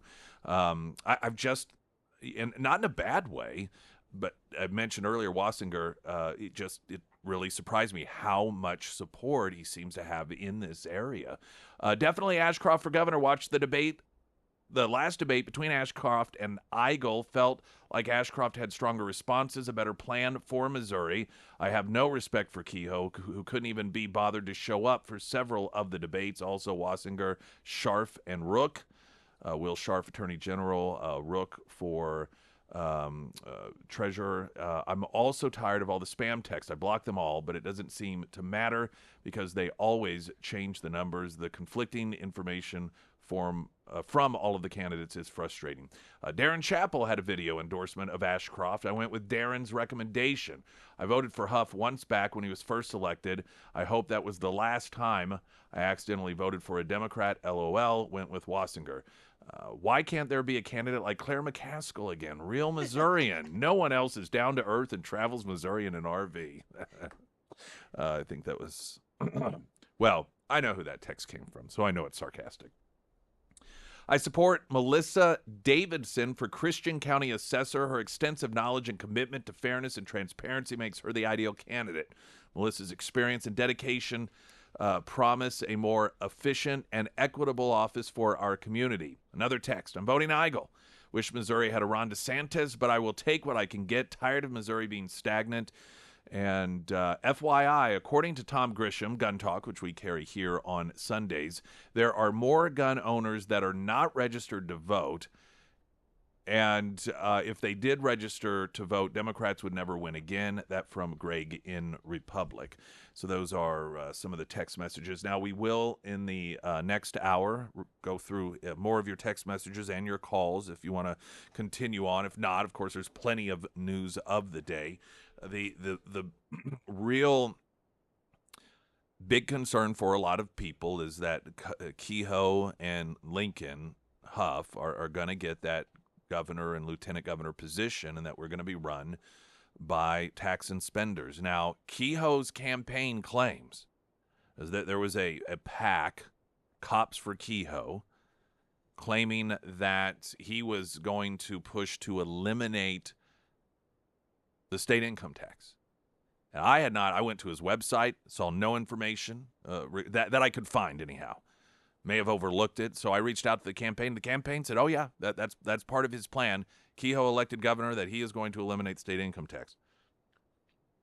I find that very hard to believe, that he will try to cut income taxes down to zero with the same vigor that he had when it came to raising taxes 5 separate times at the gas pump.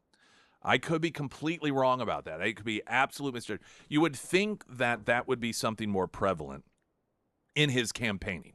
I have not seen it mentioned in his campaign ads. Like I said, I didn't see it on his site anywhere. Why something so significant would be something that they don't promote and talk about unless reached out to is... I don't know. It just seems a bit odd to me. It almost seems to me like a campaign that wants to be able to, if asked, say, no, I'm a tax cutter. Look, in fact, this is something I plan on doing. Could be a complete mischaracterization. I tell you what, if he does get elected and he does do that, I will be the first one to gladly apologize for predicting very poorly how he would operate as a governor. But there are just a lot of concerns that people have that you're going to get tax hike Mike as governor and left-wing Lincoln Huff as lieutenant governor, and it's going to lock us in to being mediocre or move further to the left as a state, embarrassingly so. But this for the direction of Missouri is in many ways a much more important election than November. More of your calls, text messages in the upcoming hour, 447 KSGF.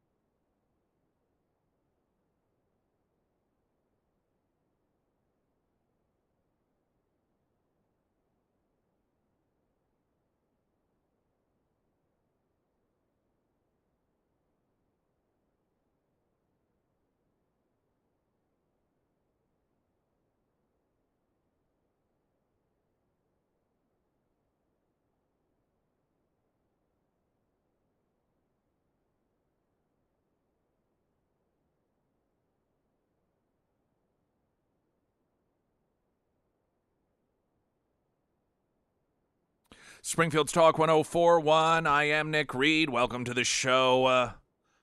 Get to some of the text messages that flowed over from the previous hour. Delta Roofing sponsoring our open phone and text line this morning as it's all things elections. As you head out to vote today, those of you that are, I suspect if you listen to this show, odds are you're going to be voting. If you still want to call in, any of you left that weren't able to get in, I know because the phone lines have been packed since 6:30. I mean, there's always been somebody on hold. Then you can go ahead and we'll get you on air. Otherwise, we'll do the text messages. The sources are announcing this morning that Kamala Harris has picked the governor of Minnesota to be her running mate, Tim Walz. I knew she was not going to pick Shapiro. It would be too potentially explosive to pick a Jewish person to be her running mate, given the anti-Semitism in the Democrat Party. I believe that he never was going to be the pick, but he was put in there to look as if, we're not anti-Semitic. We don't have a problem with anti-Semitic. Look, I mean, I almost picked a Jewish guy to be my running mate.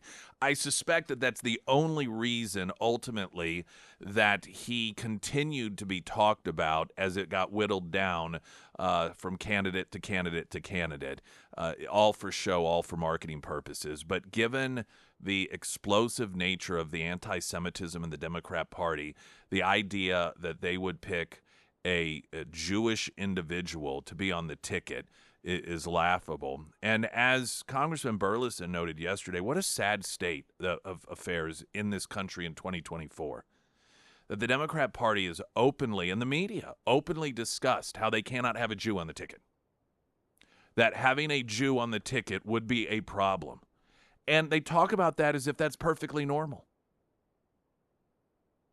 As if it's not something to be ashamed of. Not something to require any sort of self-reflection of the party. That their political party has enough openly anti-Semitic, neo-Nazi element to it that they can't have a Jewish person on the ticket.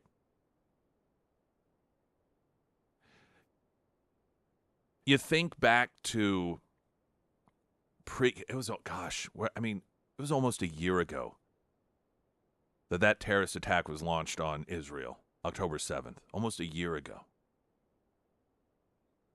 Still hostages, some American hostages, which this administration never talks about, suggesting that they want you just to forget about them, just like they want you to forget about the Americans that were left behind in Afghanistan, those that we betrayed there as well.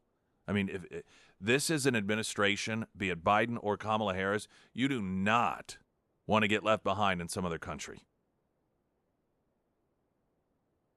particularly at the hands of terrorists, because they will just sweep it under the rug, stop talking about you, and hope that everyone forgets that you even exist.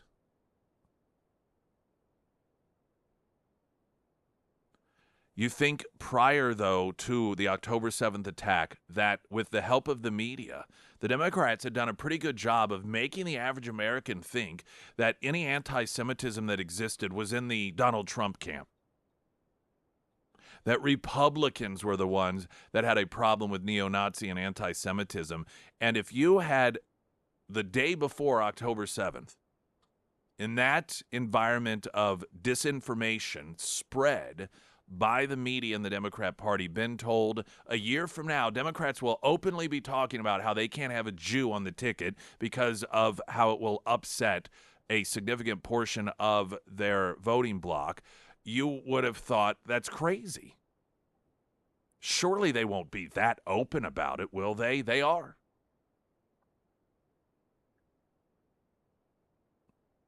It is a shameful place that political party has taken us when it comes to anti-Semitism, and unapologetically so. I mean, I don't know. I still to this day I've not heard. I mean, there have been a couple of Jewish elected Democrats who have been critical of the anti-Semitism that is promoted within the party. But you just certainly the news leader doesn't go around asking Democrat candidates how they feel about that anti-Semitism. They don't ask them why it is that they feel anti-Semitism is alive and well in the Democrat Party. The cover-up to some degree continues.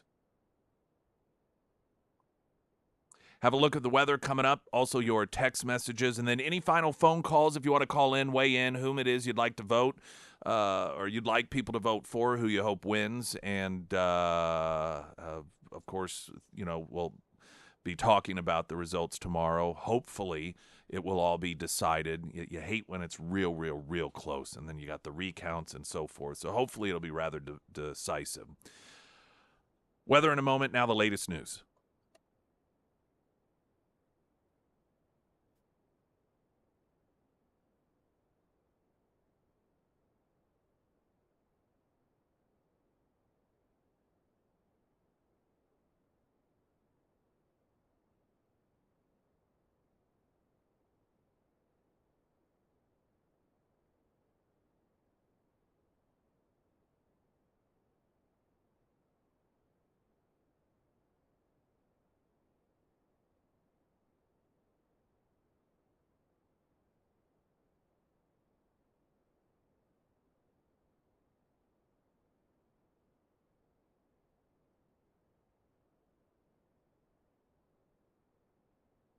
And the first alert forecast from Color 10 Fox 49 meteorologist Tom Schmidt, sponsored by Wolfpack Cleaners, your residential and commercial cleaning professionals. Today it's going to be sunny and hot with a high near 97, heat index values reaching close to 105. Tonight mostly clear with a low around 64. For Wednesday, sunny with a high near 89, and on Thursday, sunny with a high near 92.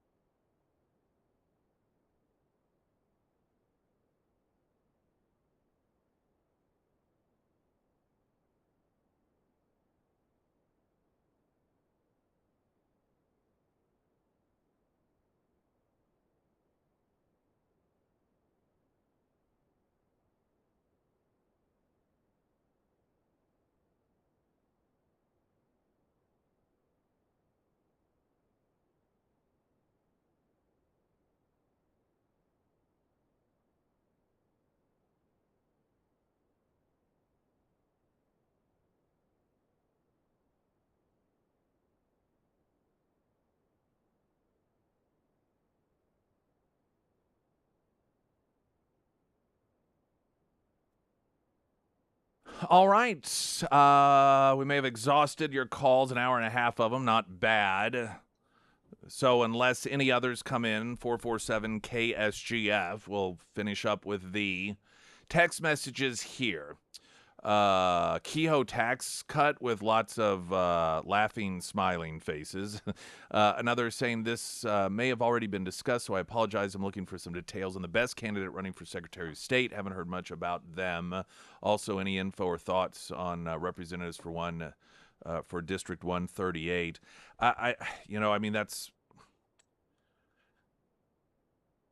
the 138. Tom Franiak and then Burt Whaley. I'm not familiar with Burt Whaley. Tom Franiak. He's oftentimes at Scramblers, hanging out with those MRA crew folks and some of those activists. Now, what that means, I don't know. But if he seems to get along with those folks and communicate with them a lot. So I don't know what to tell you beyond that. But he is of the two, the one that I am familiar with. And I had actually met him him being a business owner several years ago, and then just hadn't really talked to him until he was running again for that particular race. And then, as I mentioned, most Fridays it seems as he's up at Scramblers. When I say the folks, there's, of course, you all come out, but there's a corner that gets filled with MRA people and Christian County people and a lot of the grassroots conservative activists. And I know that he's oftentimes over there hanging with that crew. So you can take that for what it is. Bill Eigel, Valentina Gomez are fun and all, but I want real experienced conservatives in office. The only choices are Jay Ashcroft and Shane Scholler, real conservative leaders. That is Gary from Nixa.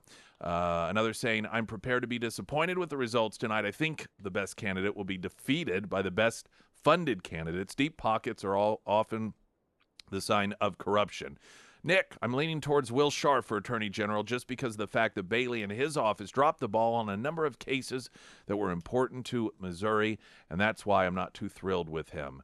Another, I would vote for anyone that Congressman Burleson recommends. And went with Eigel for governor. My dad was a car dealer for over 33 years. He said Kehoe was an a-hole. No to Ashcroft, no more families. And let's see if there were any more that came in. Actually, let's see. I'm trying to keep an eye. Okay. Did we do news already? Yeah. Okay. I'm all thrown off here. Let's go to Stockton. Robert, welcome to the show. Hey, thank you, Nick. Yeah. Thank you for doing a great show. Hey, thank you. I had a question for you.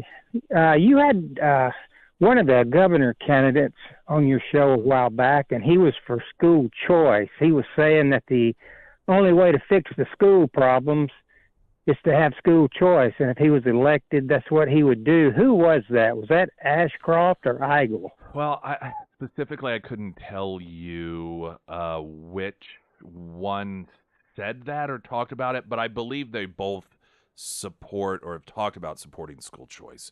But Kehoe's never come on. Ashcroft and Eigel have both been on a number of different times, and I think both of those individuals are pretty supportive of school choice. Okay. But like I said, I don't know which one specifically you heard talking about it. All right. Well, what about Attorney General? Who do you think would be the best candidate for Attorney General? Let me put it this way. I have heard people say that really Bailey or Scharf will both be good conservative choices. But that being said, those people that are more of the conservative activists seem to be leaning towards Scharf. Okay. But like I said, a lot of them, they'll say, yeah, I'd be, I wouldn't be real disappointed in either of them. I think both of them, are going to be good. Of course, Bailey's in there now. But there just seems to be a lot of conservative activism with Scharf.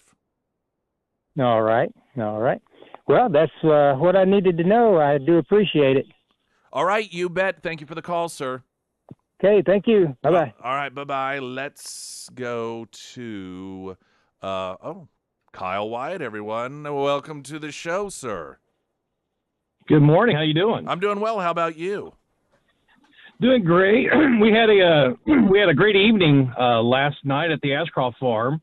I don't know if you saw that we had Governor Mike Huckabee had come up to show his support for Jay Ashcroft and then we had entertainment by Lee Greenwood.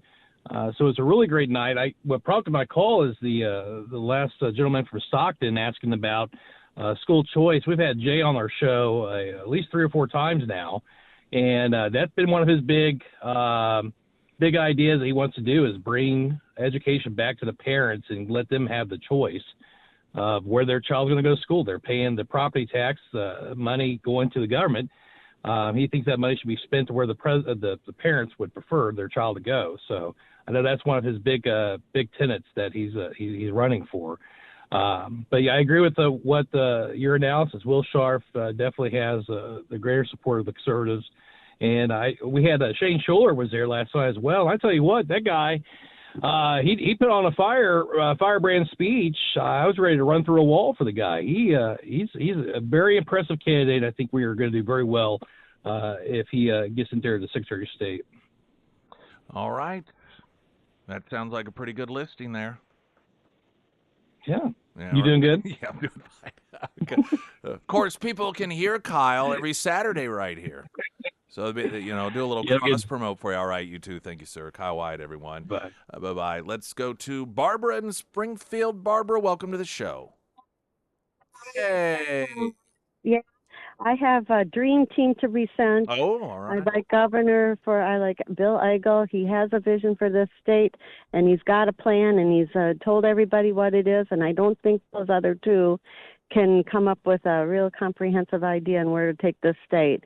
And if you like grassroots candidates, if you like people who like what Trump has, Agenda 47, if you like conservative values without special interests, all that, you have a dream team of Eigel, Scharf, Wassinger, Rook, and Hoskins. And I would like to also encourage everybody to vote for the precinct woman and man. And I know of some fine grassroots candidates that are competing this year, and that would be Linda Lundstrom, Angela Romine, Michelle Herring, Jean Smith, and who's the other one? Michelle Herring, Angela, Linda, and Jean. And you guys, these are very important positions because these are the grassroots level of the Republican Party, and this is where change starts. All right, Barbara, it's great to hear from you. Thank you very much, everybody. Have a great day. All Bye-bye. right, you do the same. We're going to take a quick break. More of your calls and text messages. The open phone line sponsored by Delta Roofing. Your thoughts on the primary election today. I'm Nick Reed.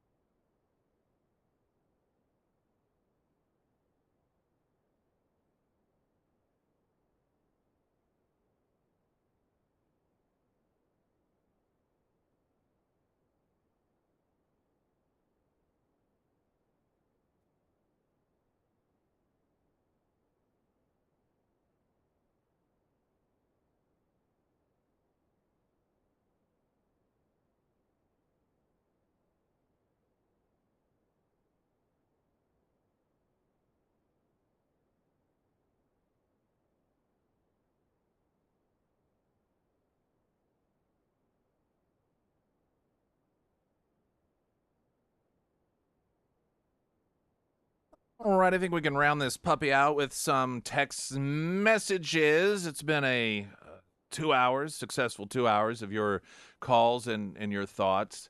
I like doing this because it's not scientific by any stretch, for a number of reasons. I mean, but I don't know. I just enjoy it. Sometimes I find myself surprised, and the big takeaway, and it wasn't just from today, but just the amount of support for Wassinger. And I know someone said that Congressman Burleson endorsed him, and I knew he had done that, and that makes a difference. But just how, if that was the reason that there's so much support, I'm surprised the reach that had, which it does, make me interested in how will he do outside of this area in that run for lieutenant governor. Hi, Nick. I don't live there anymore, but I have one conservative dad and 3 dumb liberal siblings and an ultra stupid son after attending MSU. Or Missouri State. Missouri is my home state, and I care deeply about the welfare of my state. What is Eigel's stance on abortion? Do you know? He's pro-life. When did Missouri law change to include financial impact disclosure on ballots? I do not know that. I looked for candidates, this from Lisa, who were supporting state sovereignty and had a plan on how to do things they are promising. These are who I voted for. Governor Ashcroft, Lieutenant Governor Wassinger, House Burleson, Secretary of State Schuller, Attorney General Scharf, Treasurer Rook, Sheriff McMains, and no on both amendments. I'm so happy that these political ads are about to end. Of course, the next wave will last until November. Now, I will say this. I don't think they'll be as heavy in November because they will exist. But for a lot of these races, this is the race. There are going to be some presidential ads, but Missouri's going to go to Trump. The Democrats know that, so they're not going to be spending a lot of their dollars trying to flip Missouri to Harris Waltz or whatever his name is. Yeah, Waltz. This is the pick, the non-Jewish pick for her running mate, governor of Minnesota. And then, you're going to have to choose between either Crystal Quaid, in terms of, governor. I mean, you've got these, there may be more than 2 candidates, but the 2 that are getting the most attention have the most money. Crystal Quaid, who, of course, is known in this area for going to court to try to kick a black man off the ballot. And then you've got Hamra, who wants you to think of abortion when you go to Wendy's. If you look at his campaign ads, that's how it seems anyhow. But so there will be obviously money raised, and there'll be some of those ads. But point being is, I don't think it's going to be as bad in terms of volume as we are accustomed to in these primaries.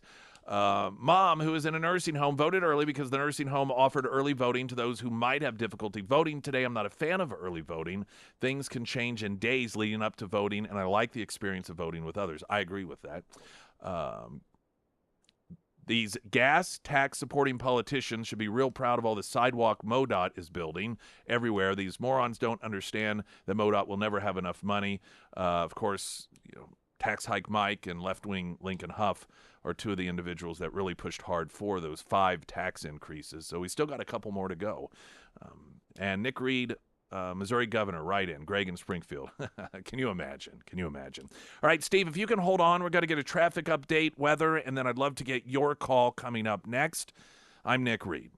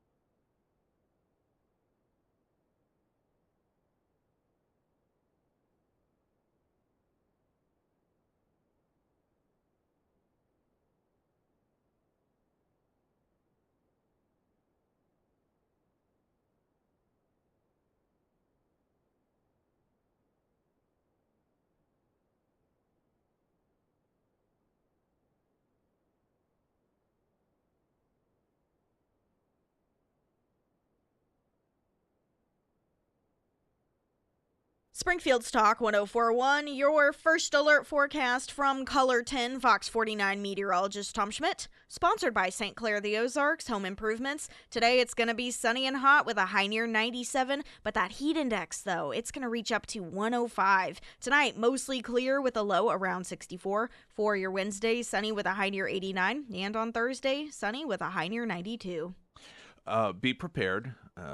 We all now get to be subject to being told that Governor Walz of Minnesota is the single greatest pick for vice president ever in the history of vice presidents. We're going to get to hear how wonderful, how brilliant of a pick he is, how refreshing he is, how non-weird he is compared to J.D. Vance. And so you think that the crap that we've been served up as the same media who told us Kamala Harris should be dumped from the ticket because she was such a drag on it has now been telling us how wonderful and brilliant she is. Just can't wait to see what we get served up. But it's probably going to be greater than Jesus even. So that is something that we have to look forward to. All right, let's go to Steve. Steve, welcome to the show. Thank you for holding your thoughts on the election today. Good morning, Nick. Good morning. Steve Lampley with Missouri Republican Assembly, state president.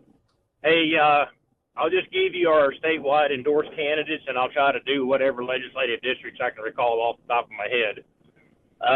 Going with governor, 100% behind Jay Ashcroft, man of integrity. He has run the best and cleanest campaign of any of the candidates, bar none. Good, honorable man from a good, honorable family, 100% Jay Ashcroft. Lieutenant Governor David Wassinger. Met with David a little while back. He's a good man. Let's see, we got Secretary of State Shane Scholler. Those of the folks from around Greene County know him very well. He is the only one in the race that has actual experience as an election official. He has run the Greene County elections for quite a few years. He knows his business. Will Sharf, I talked to him many, many times for Attorney General. He is a very solid choice. I like Andrew. I think he's strong with some stuff, but there's just too much debacle going on with the people pulling out of the AG's office. He's short-staffed. There's something going on. Not sure what it is, but I think Will Sharp is a good man for that, and we'll fix that. So that's our statewide. Down in Christian County, Jamie Gregg for representative. Burt Whaley, representative in the 138th. I think Gregg is in the 140th. 139th is Bob Titus. Taney County, don't recall the number, 150-something, I do believe it is. Brian Seitz, good, solid man. Let's see, we've got over in the 160-something Carthage area, Kathy Jo Loy. I'm honored to call her a friend. She is a very good conservative lady, good moral character, and that is part of what we look at is, do you have the morals to be in government? And she absolutely does. Kathy Jo Loy. I think we endorsed Ben Baker, Dirk Deaton, down in that area, Newton County, McDonald County. I don't want to miss anybody down that way. I just can't remember anybody else. I'll say Mitch Boggs. I can't recall if we actually endorsed him or not. I'm not 100% sure there. But I think he's really the only candidate running, and I know Mitch. He is a good, solid guy. Let's see, Greene County, 130th, Bishop Davidson, 131st, Bill Owen, 132nd, Bernadine McAfee. She's a newcomer. She's taking on Stephanos Freeman. She's a solid choice. She's a good conservative lady. She's got a lot of backing. She's got a lot of roots in the community. She's very well known there. She is a solid choice. 133rd, Melanie Stennett, 100%. 134th, I'm going to get my numbers wrong here. Wherever it is that Michael Hasty is and Alex Riley are, whatever their districts, 134th, 135th, I always flip them. They are both good choices. You'll see them on the ballot. If you see Hasty, vote for him. If you see Riley, vote for him. 136, Jim Robinette, and then in the 137th, none other than Mr. Darren Chappell himself. That's all that I can think of off the top of my head. I know there's probably some more out there that we've endorsed. I just can't recall who they are, and I apologize to them if I left them out. Well, I think that so far you've been the most comprehensive, so especially given that it seemed to be right off the top of your head. Not bad. Yeah, it's early. It's 5 o'clock somewhere, but it's not 5 o'clock here yet, so I'm still kind of groggy. We had a long night last night just putting stuff up from the Jay Ashcroft event. Tremendous event, tremendous support out there. Jay's got a lot of momentum. The thing is, working with them just setting up. I got to know the family a little bit, sat on the tailgate chatting with John Ashcroft, got to say hello to Janet a few times. They are good people. They are absolutely good, moral people, and morality plays a strong hand in good governance, and that's where it begins. You've got to be a good moral character, and Jay Ashcroft comes from good stock. All right, sir. Good to hear from you, and thank you for giving us all the info this morning. Well, give Sarah a hug for me. She does not get nearly enough recognition for what she does. Thank you. Well, you guys take care. All right, thanks, Steve. Bye. Why you got to do that on air, man? Me? Yeah, you. I didn't do anything. You said, Well, I'm not going to hug you. That's sexual harassment. Good. I feel sexually harassed by Steve. I just got a text message for Denny Hoskins. I've gotten so many for him. I don't know if you've had that same experience. Honestly, some of them I haven't even read. Tom Martz texted in that Trump endorsed the PDMP queen for lieutenant governor. That would be Ryder or Rader. If so, he's wrong on that one too. Trump's wrong sometimes. He's wrong on his endorsement that all three of the Republican candidates for governor would be good. Yeah. Wrong on that. And if he did, in fact, endorse Ryder, then he's wrong on that as well. I mean, listen, he's not going to be right 100% of the time. At least he didn't endorse Lincoln Huff. I mean, that at least, so I'll give him that. But yeah, no. I listen. Ryder, I haven't cared for her. She was just so huge in pushing that prescription drug monitoring program, and that's just something that I have felt did not belong in. It's not government's business. And aside from that, it doesn't work. That's the other thing. I've got these two little rules. One, is it the role of government? And two, even if it is this going to work? And whenever the prescription drug monitoring program was being touted, every article that was ever written and every person that ever promoted it noted that Missouri's the only state that doesn't have it. Okay, so how are the other 49 states doing? They still have massive problems with drugs. So clearly it didn't work. But this mindset of people in government that we need to continue to do things that don't work, we just need to do it more, it drives me nuts. And then she also was for lowering the penalties of people that knowingly give someone the HIV virus without telling them, saying that, having AIDS isn't as big of a deal as it once upon a time was. And, I find that oftentimes people who maybe have AIDS feel differently, but I don't know. Some of that stuff, no, just, I don't know. It's just some of the reasons that in the past that, I think that if Trump is endorsing her, he's wrong. I know not to vote for Huff, says one text. The name Waltz is German in origin. That should do the Democrat Party well. This is reference to earlier the announcement that Kamala Harris did not pick the Jewish potential candidates for her running mate, but instead went with Waltz, the governor of Minnesota, and asking, why did they hate Jewish people? I just don't get it. Or the Democrat Party, why do they hate them? I don't know. Tell folks to flip the ballot over. KCPD constitutional amendment may be hit on the back, and folks aren't being told. Quick break, more ahead. I'm Nick Reed.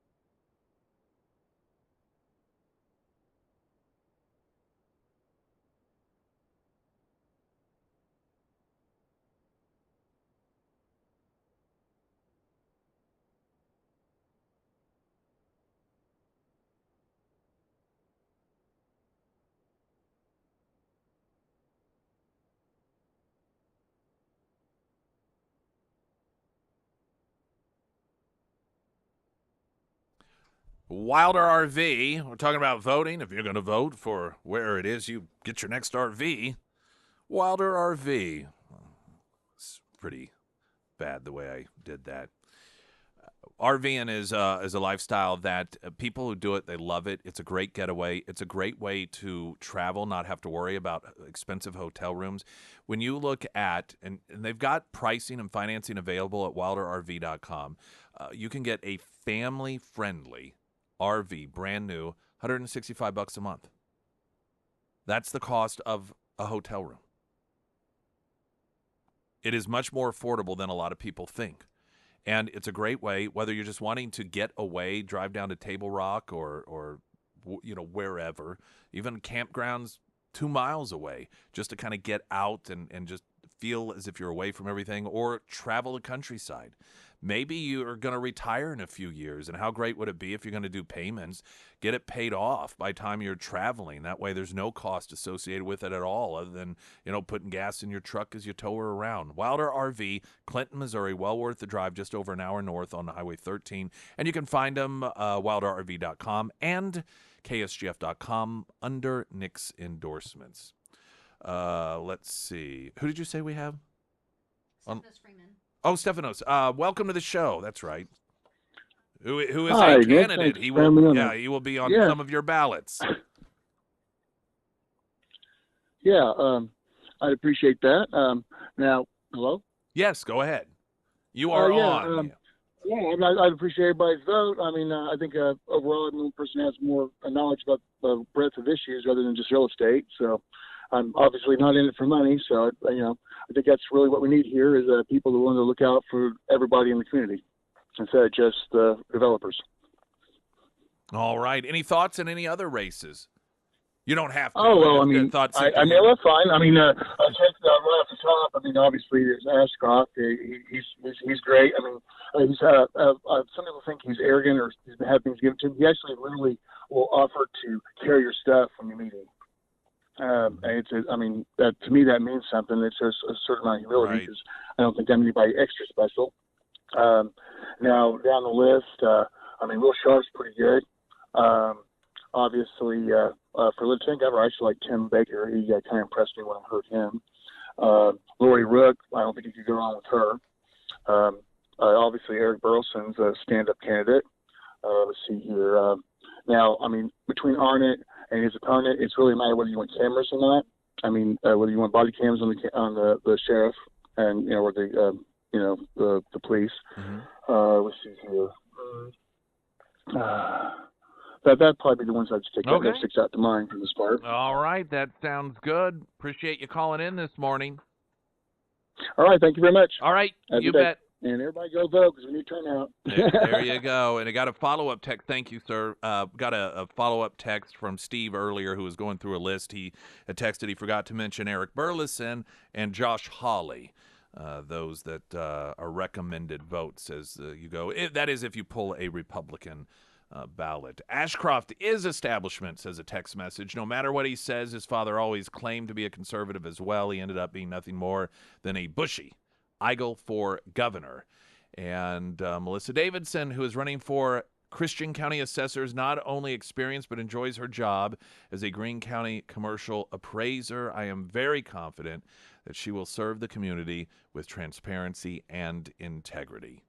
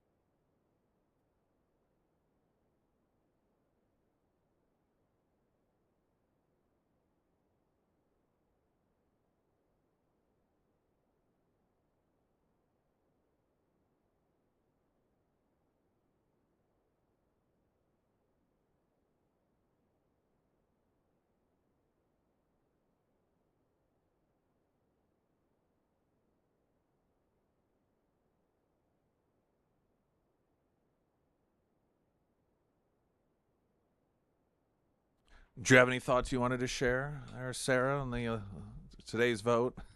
No, just get out there and go So, vote. Put you on the spot. Educated vote. Yeah. Yeah. Well, hopefully we helped today. I want to thank all of you who called in. What about you? Listen, it did help. Yeah, I mean, You're like me. I think it's clear. I don't think that Kehoe would be the right direction for the state. I don't think Lincoln Huff would be the right direction for the state. Correct.